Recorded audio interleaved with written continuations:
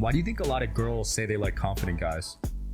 When you're confident in yourself, when the guy's confident, we project that onto the people around us and we help girls feel confident, right? Girls don't want to deal with insecure guys, bro. That's when you get domestic violence. It's where you going, why you dress like that. You fighting guys at the grocery store because they're staring at her. But insecure guys are a problem. With confidence, you unlock doors, you open opportunities, you can do more things, you can take risks. And so man, I just think confidence is the missing piece for so many people to like actually live an awesome life.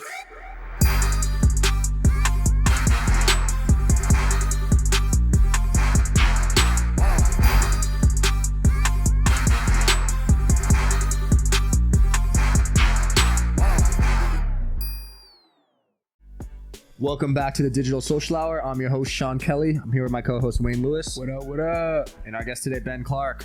Stoked to be here, guys. Man, Thanks for having me. popping. Flew in from Denver today. Yes, sir. Figured first time in Vegas, make a couple days out of it, see what it's like. We'll show him a good time. Yeah, we will. Is this it's still cold in Denver? It's warming up. Yeah, we got 70s. Sun's out 300 days of the year. So, Why'd you choose Denver? I'm curious. Dude, growing up, we did a ton of trips to national parks, and I just love the outdoors. And Denver's, it's got the mountains, it's got, places just where we can just adventure, and it's just a slower area. I've never been like a huge city vibe, to be able to sustain myself there. So Denver is kind of something I picked in college and just made it happen right when I graduated. I feel the same way about Washington State. Yeah, that's somewhere I have not been. I've never been. Oh my God. Naturistic there? The air quality is amazing. Yeah. I will say the air quality here is not that good. No. Denver's not great. No, when I it's not. moved there a couple years ago, it was like some of the worst they'd ever have. Wow. Man, I mean, anywhere you go with big population, a lot of buildings nowadays, you're going to have a hard time getting great quality. So you're a confidence coach. How did you get into that? Yeah, man. I mean, I struggled with anxiety for a long time in my life. Back in college, I grew up always kind of being like the nice guy, always being the people pleaser, trying not to rock the boat. And so like what comes with that is really always seeking validation from people. And I always kind of felt like growing up that I wasn't confident in myself. I like knew I could be, but I just didn't feel like I was and could just express myself authentically. And coming into college, I just really was struggling, like feeling like I could fit in with what I deem kind of the cool crowd. I just wanted to be confident in myself.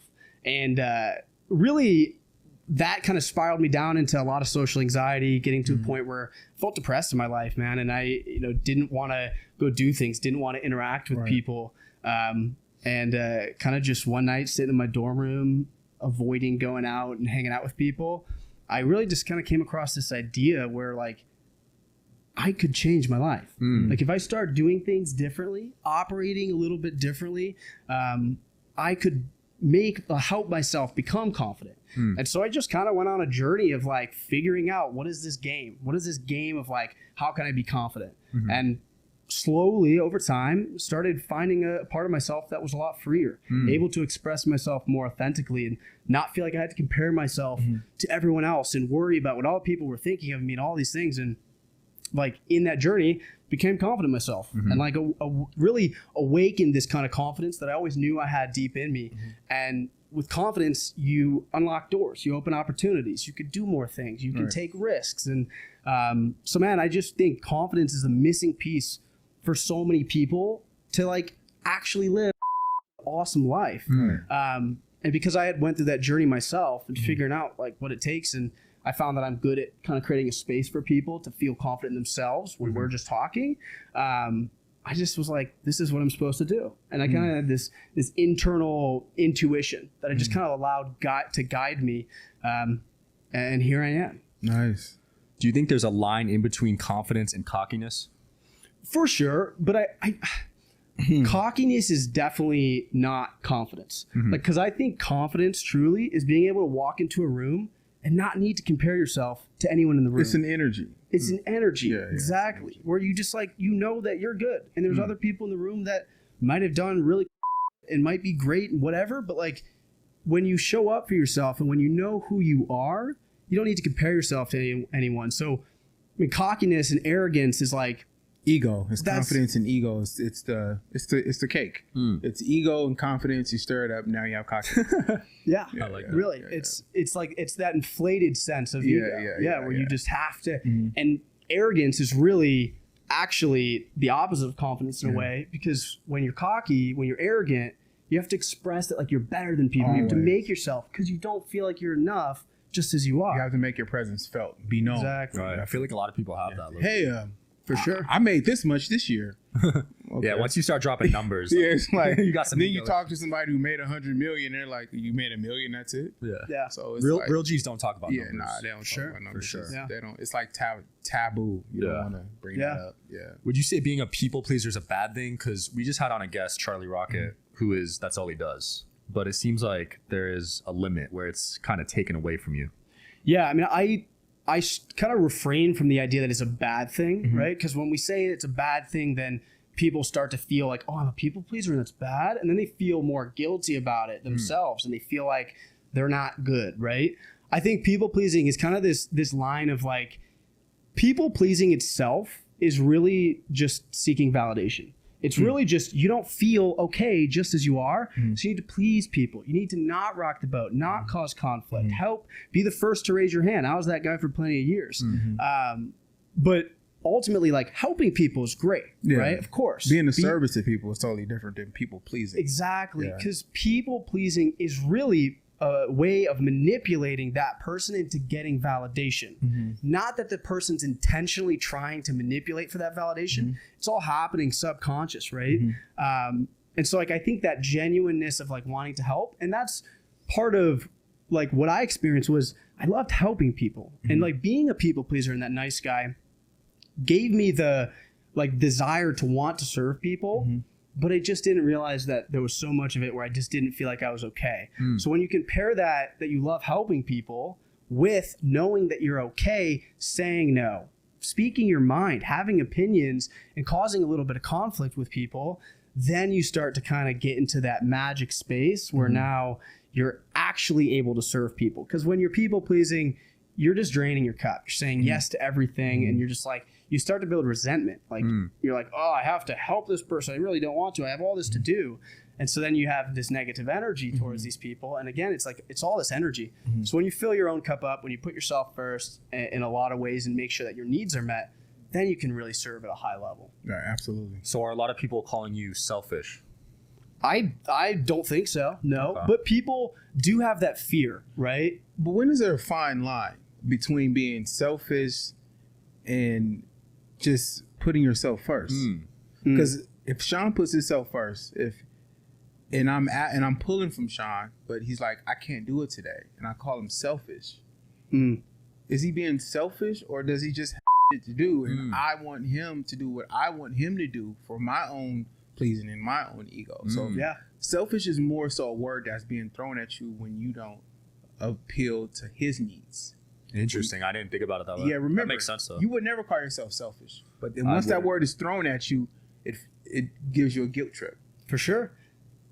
That's true. It's the other person trying to like get you to meet their needs. There you go. Because they don't feel, again, like they are enough just as they are, and they feel like they, it's like, oh, you're not validating me. I need help, and you're not going to help me. But it's like, if Sean's got shit to do, and Sean's got things on his list or whatever, and it's like, if you know that that's going to drain energy, it's like, we got to make sure that we have good energy, because then I can show up, especially in relationships, and that comes up so often, people not helping others. But it is this line, right? And I think at the end of the day, whatever your intention is, like if your intention is to serve people, you're going to have to put yourself first sometimes. You got to do, right? You got responsibilities. But a lot of people are afraid that they're being selfish when we're putting ourselves first. Oh, if I, like, that's, a lot of people come to me and they're like, in order for you to serve the proper way, you would have to serve yourself first. I can't serve you until I'm put in a position to serve you. So you have to put yourself first. It's almost like it's inevitable, right? 100%. Catch 22. Right. Yeah. You are no value if you haven't placed value on yourself in order for you to be a value to him, to me. Facts. We live in a weird society. We do. But and that's the point though, like you were making, is people shame selfishness. They say, you're selfish, you're being selfish. So then people are afraid to put themselves first, because then they have this connotation that if I put myself first, I'm selfish. But exactly as you said, you can't serve anyone if you've got no energy yourself and you don't put this value onto yourself. More value you feel within yourself that you know you have, you give that to the world. Right. And you help other people feel more valuable. Right. So the greatest act of service is taking the time to love yourself and to be confident in yourself. And yeah, so I mean that's what I love helping people do, because we have these conversations. It seems so obvious, right? Yeah. But to so many people, we don't learn this. It's just like guilted onto us. Well, because it's these kind of gimme mentality that we live in, especially now, bro. I mean, when you even just scroll on social media, it's a what you can do for me first. Yeah. Never like what you can provide for the world, what you can give to the world. It's like what you can do for me.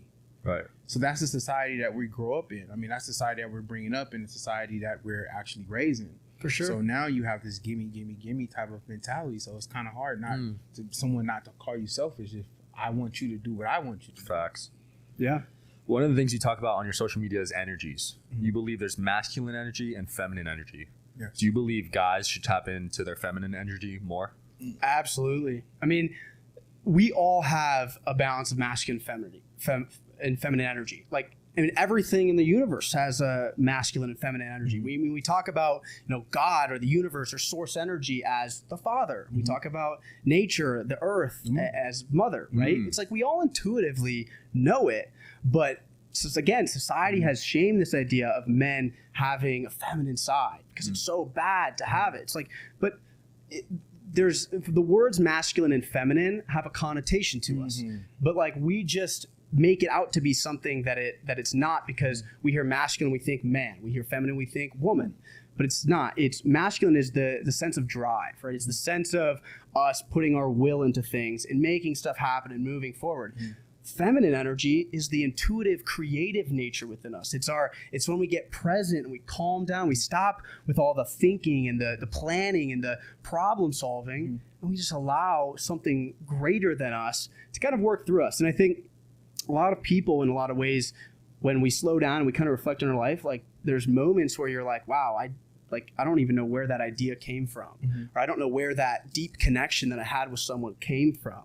And that's really where the feminine energy is coming into play. It helps us nurture the things that we're doing. And so yeah, I think absolutely men should take the time. And here's the thing is, like, you don't have to go act like a woman, right? It's just, right? It's like, but people have this idea, but it's just not what that means. Right. It's just like slow down and just like stop trying to fix everything and solve everything and try to find the solutions. And if we quiet ourselves down and we just stay in the moment, we find that solutions come to us more naturally. Opportunities do. How do you feel about women exuding masculine energy or bragging about, I have masculine energy? How do you feel about that? Like, granted, men should have I'm not gonna say an equal balance of masculine and feminine, but you were saying that it means that you kind of settle and you kind of allow things to kind of pass you. Yeah. But how do you feel about a woman exuding masculine energy? I think it's beautiful, right? Because we all have a balance within us, and it's not 50-50 for everyone. It could be 80-20, 60-40, whatever, right? And so every woman has masculine energy. And here's the thing is, I mean, we talk about, it's the same thing as yin and yang, right? That's masculine and feminine. And so when women start to embrace that masculine energy, their drive to do things, that excitement to actually solve things and go in and make things happen, you're helping balancing the energy. And so, but I think at the end of the day, it's like whatever really feels good. Like that's, I mean, because I can't say, oh, I have 60% masculine, and so I'm going to lean in 60%. Right. How do you know right? that? Yeah. You just like allow yourself to find the balance of what feels good. And so like if a woman has a drive to go do something, to make something happen, to build a business, all the power to you. But at the same time, like a lot of women aren't necessarily going to have that drive to want to do that. Have a lot of feminine energy and want to nurture and be creative and support, people that have more masculine energy and are building something. So yeah, man, I mean, I think I support everyone leaning into what feels good and not shaming women for being in the workforce or not. It's like we just get we create all these conversations to try to, it's like this kind of toxic energy to try to figure out what's right versus wrong. Right. Whereas like we just can allow ourselves to flow through life and do what feels good and is of service to others. And like, I think it really comes down to that without overthinking too much more. So if someone comes to you lack of confidence, I mean, in all aspects, let's just say they have no confidence. Like, what's the start of building that self-confidence? What's the first thing that you tell them to do? First thing is focusing on what I call life force. And, Tony Robbins talks about life force as well. So it's not just my thing, but it's really this idea that we have this underlying energy that emanates through us. And there's times in our life where we feel fired up, excited, we feel really good. And there's times when we feel really down. We feel like actually contracted and compressed in our energy. So what I want to do with someone that's really feeling low energy, low confidence, is start just getting that life force flowing, because that's something that we can naturally get going in our lives. And when we have that energy flowing, it makes really awakening this confidence that's already within us so much easier. So really, the life force, I look at it as like a 3-tiered pyramid. At the bottom is our relationship with our body, then it's our relationship with ourself, and then it's our relationship with our people. A lot of people try to go right to the people because they want to have friends, they want to have a relationship, because they don't feel whole inside and they think that that's going to complete them, right? But when we get our relationship with our body right, the base of the pyramid, by eating healthy, moving daily, getting sleep, like the simple things. Like, I mean, my background is in evolution and ecology, right? And so what I like to think about is like, how did our bodies evolve? We evolved out in the savannas. We ate natural, organic foods. We slept with the sun. We were moving daily. Yeah, so Sean's big on that. yeah, man. And you probably have noticed the more that you get into it, the better you feel. Oh, by far. Once I started grounding, once I started eating organic, getting sunlight as soon as I get up, my life changed. Sean is literally, I'm surprised he got shoes on. Yeah, dude. Sean, surprised he's not naked in here. Beard just changed. I go pretty hard. Yeah, dude. He's been going hard. I'm out barefoot as often as I can, man. And but the more we do it, the better we start to tap into something within us that, like, again, I keep talking like awakened confidence, right? We have this innate confidence within us, but it's starting to awaken it. And by getting our life force right, by treating our body well, we start to do that. And then we start building our relationship with ourselves, and then our relationship with our people will come more naturally when we get this flowing. So that's the first thing we're doing, man. So that's step one. Yeah. Okay. And then after that, what's the move? Yeah. So the next is really starting to create some clarity in our lives, because, I mean, most people we're funneled through a school system. We've got our parents are telling us this is what makes sense. This is what we're going to do. We've got society. We've got the government, like all of these things telling us what to do. Right? Food. Blocking clarity. Everything. Yeah, and it's like we're funneled down this path, and we're never really taught to say, what do you really want to do? And like maybe in college, they ask us like, well, what do you want to pick a major? But it's like, these are the majors where you're going to be able to make money. These are the ones where people are going to look like you're not that great, right? These are the ones that are going to give you high status. We're pressured into this, like, what does everyone else really want us to do? So helping people step back and say, what do you want to do? What are you passionate about? What are you good at? What do you love to do? What could you get paid for? What does the world need from you? And just helping people start to tap into like this innate sense of reason for being, right? The Japanese call this ikigai, our reason for being. It's like our purpose. So helping people kind of tune in to what makes sense with their strengths, their weaknesses, what they're interested in, and then just like say, okay, if your parents weren't here like telling you this is good, this is bad, if society didn't say it's like, what do you want to create in your life? What would you want to do? And a lot of people get paralyzed with the sense of clarity because it's like, I don't know what I want to do. Or you write something down, and a week later, you're like, but is that it? It's like, you just need something. So then we've got our energy flowing, right? Our life force starting to get going. Now we have a vision for ourselves that's compelling, that excites us. Now we've just got this fire lit under us. And now, then we can start diving into kind of the deeper spots of really helping ourselves awaken confidence. But like that, we got to have clarity and direction over where we're going, because otherwise we're just floating around like trying to figure it out. Do you ever get frustrated on your on your mentorship or your coaching calls when you can't really like penetrate people, or they're not really grasping the concept? Do you ever get frustrated? Sometimes I'm more frustrated, not that they can't, but that I can't help them see something that I might be able to see. But here's the thing is like, it's not about me, and it's not about me getting them to see something. It's about me helping them see what they already know, but maybe forgot. Like, so again, when I get frustrated, it's about me, right? It's about me wanting the validation. I got it. Yeah. But I don't know your life. I don't know your life, right? There's so much that's involved in other people's lives. And so it's really just when that happens, I slow down and I see like, what outcome am I trying to get them to that I want them to get to? And it's just like, how can I ask better questions that just helps them start to illuminate things that make more sense to them? But yeah, I mean, for sure, because I'm like, this could really help you if you see it this way. But, you know, and part of it, man, is just like giving that energy of listening helps people actually start to see it. What would you say percentage-wise? Like, how many men do you speak to that just aren't confident? Like, I mean, let's say out of 20, what are we looking at? Man, I mean, it's tough because the people that come to me aren't feeling confident, right? Oh, so they come to you purposely because they're not feeling confident. Yeah, I mean, that's, you know, people are coming and it's like, hey, you talk about confidence all the time, and I don't feel confident, I feel anxious. But I mean, I think there's more people that really don't feel confident in themselves, truly confident, than we think. I mean, like, I don't know, 15 out of 20 people. It's got to be high because the obesity rate's 60%. So those people aren't confident in their body, most of them, you know, it's got to be pretty high. Yeah, and we're all caught up in kind of this narrative in our minds, the story that the ego really tells us. We talked about ego earlier, but ego isn't necessarily arrogance. Ego is just the part of our mind that's really creating all the stories. It's producing these thoughts.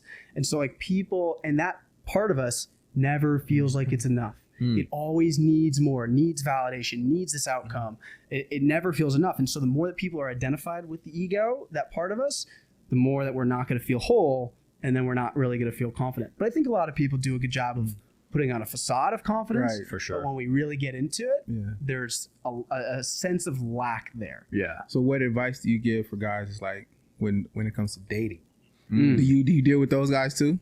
You know, yeah, because everyone wants, like, so many people, especially when we're not feeling confident, wants to be in a relationship. It's like, because we're trying to fill a part of us that feels empty. So truly, like, that's the hard part is I'm kind of like we talked about earlier, like, we got to get our relationship right with ourselves before you're trying to seek out someone else to help you do that. Because like, that's a sense of object consciousness where then we start to project onto someone else, this person makes me feel good. Then we get in a relationship and we haven't completely became whole within ourselves or recognize that within ourselves. And then we start putting our feelings, like giving that person control over our feelings. So, I mean, because when you really learn how to love yourself, I mean, we reflect onto the world what we're feeling about ourselves, what we think about ourselves. So if we don't feel whole within ourselves, we project that onto people. And so, I mean, you know, all the power to people that want to go and be in relationships and explore that. But at the end of the day, man, like working on yourself, spending some time with you, getting that masculine, that feminine energy balanced with you, it's going to help you have a much more meaningful relationship. That too. Work on yourself first. Yeah, Cooper is big on that. Why do you think a lot of girls say they like confident guys? Because like we were saying earlier, man, confidence is an energy, right? And when you're confident in yourself, when the guy's confident, we project that onto the people around us and we help girls feel confident, right? So if you feel confident, then that energy goes around. The girl's going to be with you. They're going to feel confident being with you. They're going to feel more confident in themselves. So it's a magnetic energy. When people aren't confident, it's like, I mean, honestly, you know, you were with someone that you could tell really is not confident. You're just kind of like, it's hard to kind of build a really good relationship with that person because they haven't done it with themselves. Girls don't want to deal with insecure guys, bro. That's when you get domestic violence. It's where you going, why you dress like that. You fighting guys at the grocery store because they're staring at her. Insecure guys are a problem. For sure. Yeah. Is meditation underrated? Absolutely. Yeah. I mean, that was one of the early things that I started doing as like how can I start to become more confident? And people talked about meditation of like, it helps you be more in the moment. First of all, it's huge for tapping into that feminine energy as a man and as a woman, right? I mean, women themselves don't all have a really healthy feminine energy. So allowing women a space to slow down. So, but here's the thing is, we are not our thoughts. We are the one behind our thoughts that's aware of all of them. Meditation is the practice that helps us build the muscle of coming back to who we truly are, of seeing our thoughts and saying, oh, someone cuts me off on the way to work, and I could get super sucked into that and frustrated and ruin my whole day. Or I could say, because I've been practicing meditation, oh, I noticed those thoughts just came up and drove me to feel a way that didn't make me feel good. Come back to center, come back to my breath. And when you do that, you just start to feel way more peace in your life. And you I never practiced meditation to be more confident. Well, I've done meditation, but not in a sense of like to go with the like feel confident. I haven't heard of that. Yeah, there's different types. Okay. I do a manifestation meditation. Okay. Joe Dispenza. So I like that you're one. more, is there more visualization involved there? Yeah, how does that work? I'm not there yet. My eyes are closed and I'm trying to manifest good things in my life and be grateful and thankful. So is that the more of the thinking about everything? Or? Yeah, I'm trying to manifest, so I'd say thinking. Gotcha. Yeah, which also super powerful, right? But I think there's definitely, it's something different of just tapping into to being right here. And that's the thing is when we start meditating, like we get lost in thoughts. It's like you get lost in a story and it comes back. But we are so used to being lost in our thoughts that it feels good. It feels normal. It feels familiar. So like we might be sitting meditating and all of a sudden a good idea comes and we're like, run with it, run with it, run with it.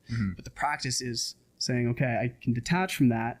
That idea has now come up. It's there. I can tap into that at any point now, but I have to slow myself down and be quiet. So and visualization, that manifesting energy of feeling what you desire now, so powerful. And if you're not doing it, do it, right? So the thought of having a clear mind doing meditation is certain practices. In your case, you're thinking about everything good. Your mind isn't clear. But it's focused thinking. I'm not letting my mind wander off like you said. Gotcha. Yeah. And you're tapping into energy. Yeah. Man, dude, that was a great episode. Learned a lot. It was over? Yeah, it's been 30 minutes, bro. Holy shit. Wow. Wow. Yeah. Any closing comments? Dude, happy to be here, man. If people don't feel confident themselves, just know that you can become confident. And confidence will unlock so many opportunities. So that's what I'm here to do, man. I want to just help people learn how to love themselves and spread that to the word or to the world. And so I appreciate you guys having me on and being able to have a conversation about it. Love it. Wayne? Follow me on Instagram at The Creator. Sean Mike Kelly, Digital Social Hour. Thanks for tuning in, guys. See you next time. Peace.